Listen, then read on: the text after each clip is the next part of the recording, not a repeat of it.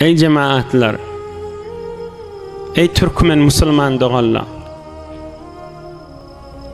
imanlı sade milletle, näme gurrun geçti şu gecede?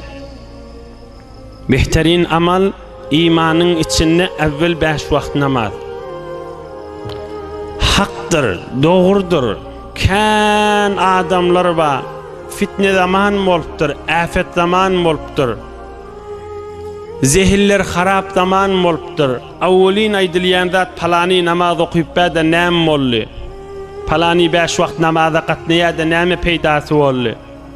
Palani gatnapdy da ogul gydyn şeýtik gezip be. Yaşıma meňdeş palani mescidi barýa da gıybetden başga zat işi ýok diýilýär.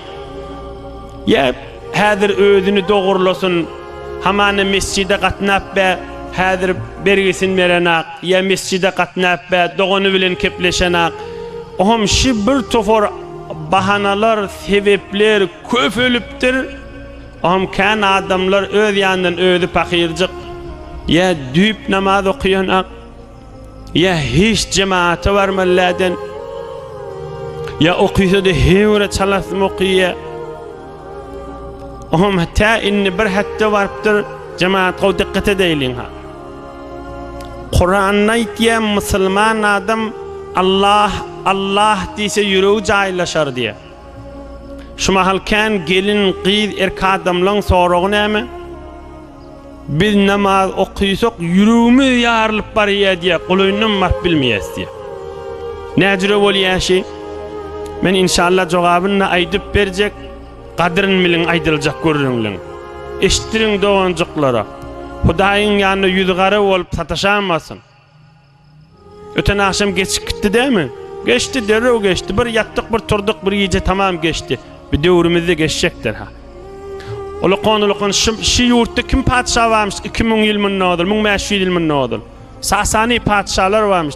Eser var, sürülüp gitti hemmesi. Döwür geçýändir ha, bizim döwrümizde geçecekdir ha.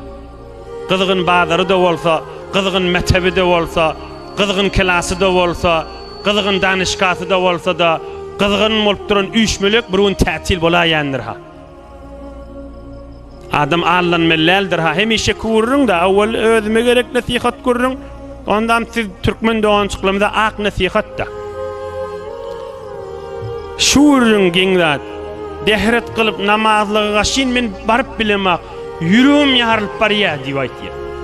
Oham ege okuyarsam da beter çalasym okuyup namazlığı yığınamasam yürüğüm ağzımdan çıkıp barıya diýär. Häzir bir gow düşünmeli urrun şi Kur'an aýdýar. Okuyup berayın bir teberrük. Euzu billahi mineşşeytanirracim. Ellezîne âmenû ve tatma'innu kulûbuhum bi zikrillah. Alâ bi zikrillahi tatma'innul kulûb. Allah diye Kur'an-ı Kerim'de. Müslüman Allah diýse, subhanallah diýse, ýüregi jaýlaşmalydyr diye. Inni bir benden soragy men zikretsem, tesbih sanasam ya namaz okuysak bolsam ýüregim ýarylyp barýar diye men boljak däli.